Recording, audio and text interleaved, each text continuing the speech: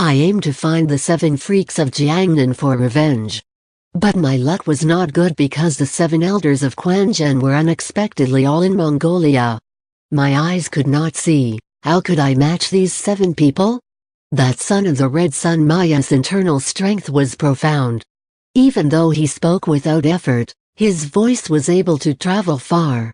But my going to Mongolia was not in vain, because that Mayu was asked by me right in his face, what, how, why, and he passed on to me some Neigong internal strength secrets. After I came back to the palace, I went to the tunnel to practice diligently. Oh, this internal strength could not be completed without guidance. 2 days ago, I was fiercely practicing, leaning on one thigh and vigorously dashing when suddenly my ki arrived at my hip area. I could not move it back up. In light of this, the lower part of my body suffered seriously. If the young prince did not look for me, how would he know that I had an accident while practicing martial arts? Or if this go boy did not rush in here, I would have starved to death in that tunnel. Humph, it's Zhehanzi's ghost that sent him here to rescue me, so I kill him to avenge Zhehanzi. Ha ha, ha ha. Ha ha, ah, ha ha, humph, ha ha. As Mai Chaofeng laughed madly, her whole body hook and her right hand suddenly made an effort to grab Go Jing's neck. Go Jing sensed the danger to his life at this critical moment and tried to turn her hand wrong side up by grasping her wrist, using his external strength. Maya's orthodox school teachings were practiced by him for several years, so his internal strength was not weak. Mai Chaofeng could not hold her fierce grip as she felt her hand being turned the wrong side up by him, forcing it open. Startled, she thought, his boy's kung fu is not bad. Even hit 3 times, Go Jing applied all his strength in that palm of a hand. Mai Chaofeng cried loud and long, lifting her palm to hit him. She was using her destroying heart palm unique skill. Go Jing's level of skill and hers differed too much, to begin with, and his left was held firmly by her. How could he move to gain an opening? But he had to exert himself to overcome her strength, lifting his right hand to block. Mai Chaofeng raised her hand to meet his but only to feel her arm shake. She changed her mind at that moment as she considered, I practiced Neigong without anyone to guide me, so that it resulted in a serious illness where my lower body could not move.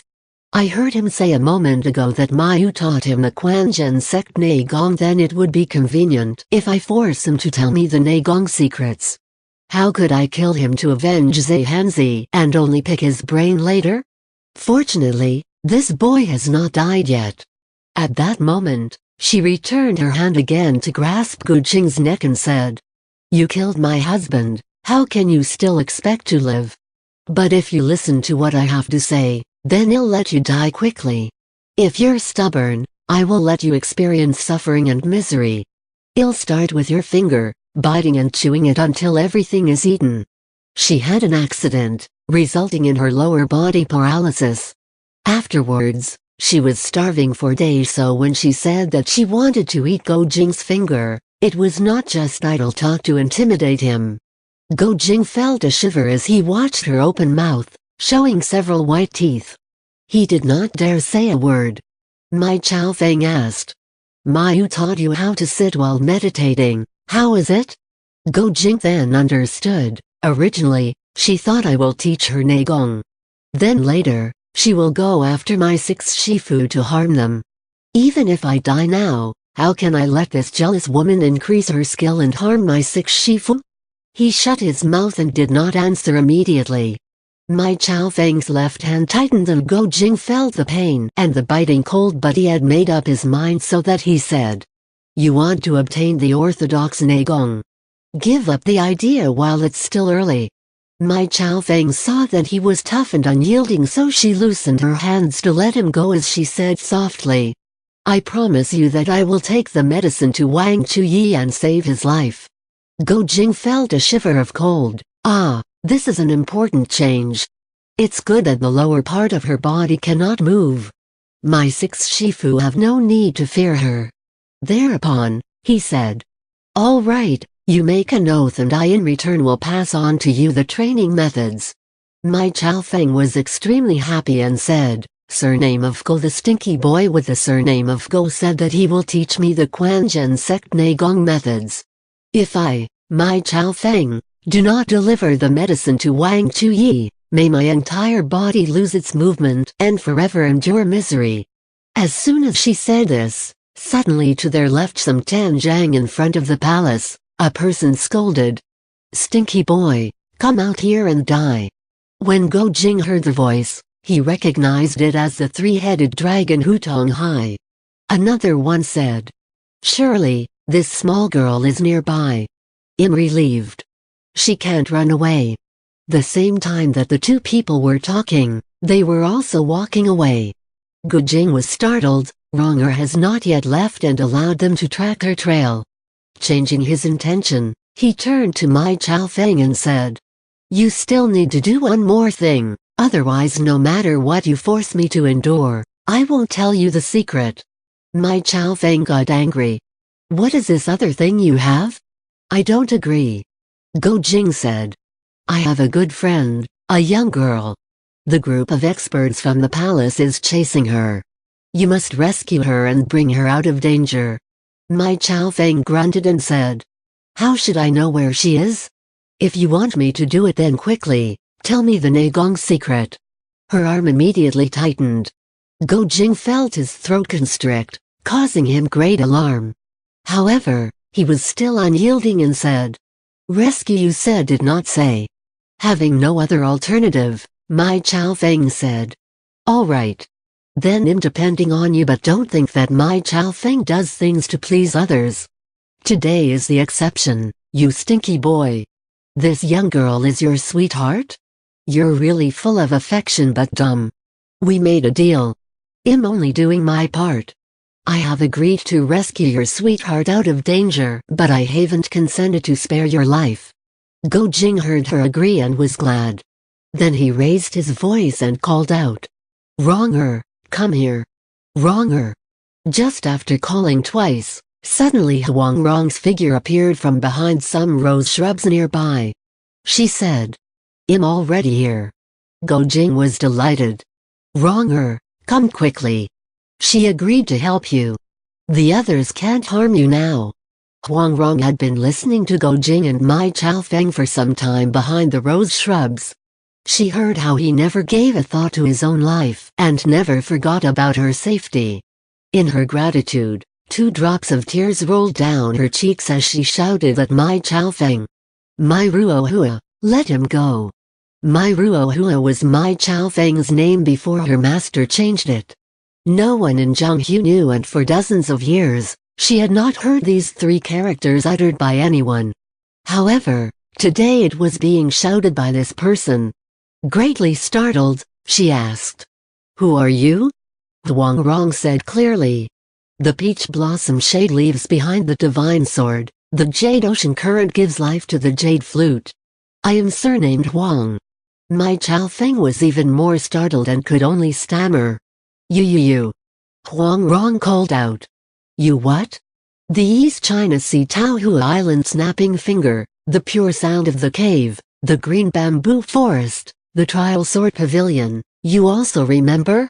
My Chao Feng knew these places during her discipleship, and when she heard them mentioned now, suddenly a thought came to her and she asked, "Taohu Island Huang Shifu Huang, is ice what is he to you?" Huang Rong said, "Right. Since you have not forgotten my father, he has not forgotten you, too. He is coming to look for you." My Chao Feng only wanted to turn around and flee, but how could she move her foot even one step? Frightened and shocked out of her wits, she could only clench her teeth, making a grating noise. She did not know what to do. Huang Rong called out, "Quickly release him." My Chao Feng suddenly remembered, Shifu swore that he would never leave Taohu Island. How could he be here? It was only because of this that I and Zhe Hanzi stole the 9-yin manual. He had taken an oath and could not leave the island to pursue. This person is trying to deceive me. I won't let myself get confused. When Huang Rong saw her hesitate, Her left foot pointed downwards as she leapt up 10 feet and successively executed 2 half-circles before soaring into the air and wielding a palm towards Mai Chao Feng's head, intending to hit her. It was precisely the fallen hero Divine Sword Palm, a center move of the River Town Flying Blossom. She called out, "My father taught you this move.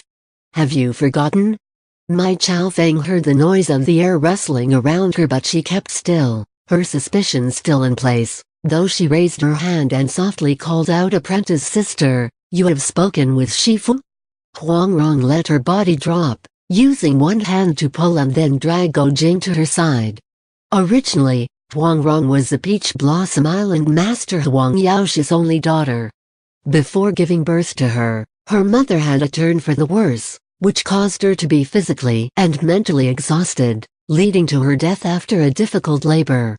Huang Yaoshi had a fit afterwards, expelling all his disciples from the island, leaving only the father and the daughter alone there. Huang Yaoshi was called Dongshu Eastern Heretic because of his peculiarity of conduct. He often said that the etiquette and customs of the world were all nonsense. His love for his daughter was excessive, and he naturally did nothing to control her, thus allowing her to become arrogant and willful. Although she was intelligent, she was not willing to focus her mind on learning martial arts. Her father was actually very proficient in the Yin-Yang 5 lines, learning these methods from several classics.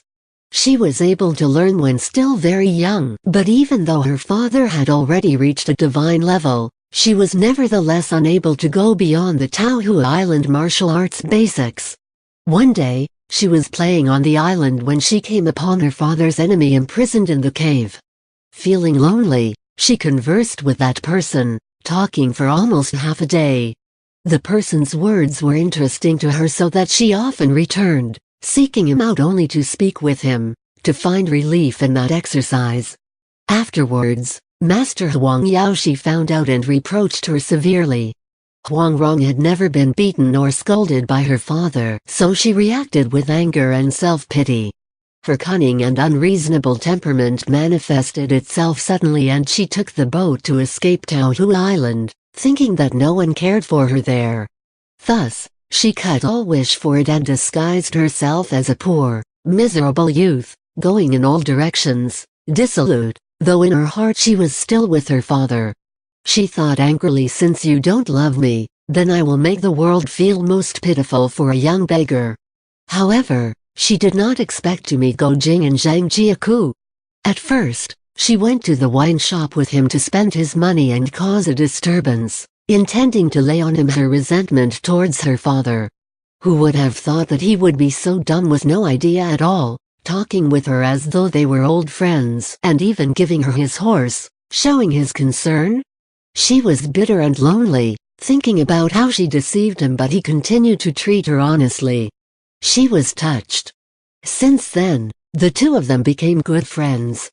Huang Rong once listened to her father speak about Chen Xuanfeng and Mai Chao Feng's affair in great detail, and because of this, she learned about Mai Chao Feng's maiden name and the lines the peach blossom leaves behind the divine sword. The jade green sea gives life to the jade flute, which was the heretical couplet that hung inside the sword trial pavilion and which embodied the principles of Huang Yaoshi's Wugong. Every Taohu Island disciple knew this. Since she knew that her Wugong could not rival Mai Chao Feng's, she then lied and told her that her father was coming. As a result, Mai Chao Feng was frightened into releasing Go Jing. She thought, "If Shifu is indeed coming, how will I know that he won't kill me?" She remembered that Huang Yaoshi had a ruthless nature and his methods were mean. She could not stop her face from going ashen and her whole body from shaking, as though Huang Yaoshi, his face grim, was already standing in front. Her whole body became limp. It was as though she had lost her kung fu skills as she bent on the ground and shakily said, "Disciples, many sins make her deserving of death. But I beseech Shifu to take pity, because my two eyes are blind and my lower body is handicapped. Please grant disciple leniency, even though disciple is no better than a swine or a dog." Then she remembered how Huang Yaoshi used to treat her with favor. Fearing that his heart had changed, Her bosom was filled with shame as she said, "No, Shifu does not need to be lenient. Punish me severely." The whole time Go Jing was with her, she always appeared to be fierce, her manners evil. Even when faced with a great enemy or when climbing up that steep precipice, she remained unfazed as though nothing mattered. However, when Huang Rong mentioned her father, her whole person unexpectedly changed, which he thought was very strange. Huang Rong was secretly laughing as she pulled Go Jing by the hand and led him towards the wall outside. But before they could leap over the wall to escape, they were stopped by a clear voice. A person came, chuckling softly, his hand holding a folding fan. He laughed. "Daughter, I'm not certain you can manage to climb that." Huang Rong saw that it was Aoyang. She knew his kung fu skills and knew that it would be difficult to get past him. So, she immediately turned to Mai Chao Feng and said, "Elder Martial Sister Mai, father is always willing to listen to me. I can ask favor for you. But first, you have to do something meritorious so father can forgive you." Mai Chao Feng asked, "What merit?" Huang Rong said, "There's a bad person who wants to bully me. I will pretend to go along, but you won't allow the enemy to strike or beat me. Once father comes and sees you helping me, he'll be pleased." Mai Chao Feng heard that her younger apprentice sister was willing to ask her father for a favor. Her spirit was revived. While they spoke, 4 of Aoyang Kan's concubines arrived. Huang Rong dragged Go Jing behind Mai Chao Feng to avoid getting in the way, only waiting for Mai Chao Feng or Aoyang to open moves and take the opportunity to sneak off. Aoyang saw Mai Chao Feng sitting on the ground, her hair disheveled and her whole body covered with dark skin. She was clutching tightly the upper part of her bosom. Opening his folding fan lightly, he moved forward to catch Huang Rong when suddenly he felt a force heading towards his chest. He looked down to find the woman on the ground stretching out her hand to grab him. He had never encountered such level of strength in one stance before. Shocked, he hastily struck towards her wrist with his fan and at the same time, leapt away. He heard a scoff, "Kala," and loud successive cries. The front piece of Aoyang Kan's jacket was torn, his fan broken into 2, and his 4 concubines collapsing to the ground. He took a quick look around and saw that all 4 women had been violently killed. Their spirits left their bodies as soon as they were hit. The tops of their heads were covered in blood and brain matter gushed out of the 5 holes at the center. The swiftness and viciousness of the move were extremely rare. Aoyang was surprised and angry at the same time when he saw the woman still sitting motionless as though paralyzed. His fear was lessened and he quickly launched into a stance passed on by his family, Divine Camel Snowy Mountain Palm. His body floated as his palm prepared to attack. Mai Chao Feng's 10 fingers were sharp, each one poised to grab him and squeeze the air out of him while she sneered. How could Aoyang dare to get close? Huang Rong pulled Go Jing so they could walk away when suddenly they heard a mad roar coming from behind. Hu Tong's 2 fists headed towards them. Huang Rong leaned slightly to one side. When Hu Tonghai saw this, he aimed for her shoulders, feeling pleased with himself. His blunt brain did not calculate fast enough, and it was then that he abruptly remembered that she was wearing the prickly soft hedgehog armor. He gave out a loud cry, hastily withdrawing his 2 fists, clapping both before hitting his own forehead above the 3 bumps, only to yell out in pain. Where else could he grab her besides her hair? At that moment, Sha Tongtian, Liang Ziwang, and Peng Lianhu all rushed in. Liang Ziwang saw Aoyang engaged in a dangerous fight, his long gown torn and ragged, and realized that this woman was the same one who pretended to be a ghost in the tunnel. Roaring angrily, he went forward to attack. Sha Tongtian and the others saw Mai Chao Feng's stances were fierce. They were all astonished and so decided to keep close guard, waiting for the first opportunity to attack. They thought, where does this woman's high wugong come from? Peng Lianhu watched, and after figuring it out, he shouted, "The twin corpses of the dark winds." Huang Rong's body moved swiftly, first hiding to the east before flashing to the west. How could Hu Tonghai grab her hair? Huang Rong saw that his hands were always aiming for the top of her head and so was able to surmise his real intention. She darted towards the rose bushes and hid behind it. Then, she used a piece of metal and stuck some thorns around it before inserting it around her head. Afterwards, she poked her head out and called, "I'm over here." Hu Tonghai was greatly pleased, sending out a hand to grab the top of her head as he said, "This time, you can't get away, smelly boy Ayo. Marshall brother, the smelly boy's head also has thorns. His palm had been punctured by the metal tips, causing him to jump out in pain. Huang Rong laughingly said, "Your head has 3 horns. It's not fair. I only have 1 horn. Let's do this again." Hu Tonghai called out, "If you don't come, then you can't come again." Sha Tongjian scolded, "Do not shout." Then he hurried over to his side to help. By that time, Mai Chaofeng was engaging 2 masters who were attacking together. Suddenly, she sent her arm back to grab Go Jing's chest, calling out, "Hold my legs." Go Jing did not understand what she meant, but he wanted to help her fight the 2 powerful enemies. At her words, he immediately bent down and grabbed her legs. Mai Chaofeng used her left hand to resist Dao Kan's palm while her right hand thrust towards Liang Ziwang.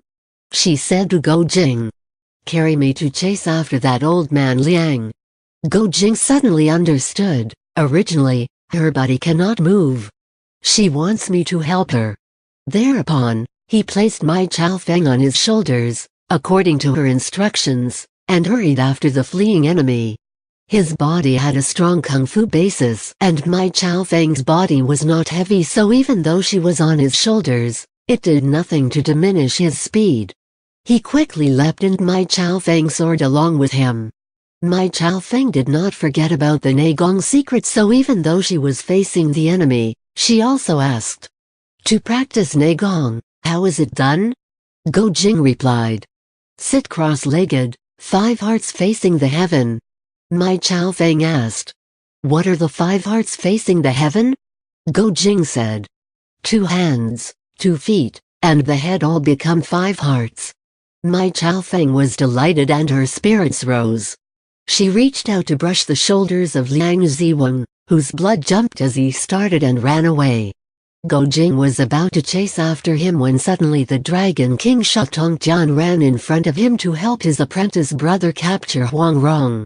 Startled, he hastily carried Mai Chaofeng towards them, shouting, "First, let's take care of these 2. Mai Chaofeng stretched out her left arm, heading towards Hu Tonghai. Hu Tonghai anxiously withdrew, trying to dodge. Who would have thought Mai Chaofeng's arm would be so violent, as though it had the strength of an ape? Although Hu Tonghai's dodging was quick, her arm was still able to follow his body, grabbing him, the fingers of her right hand already digging into him. Hu Tonghai's entire body went numb. He could no longer move. He shouted, "Spare my life, I have surrendered."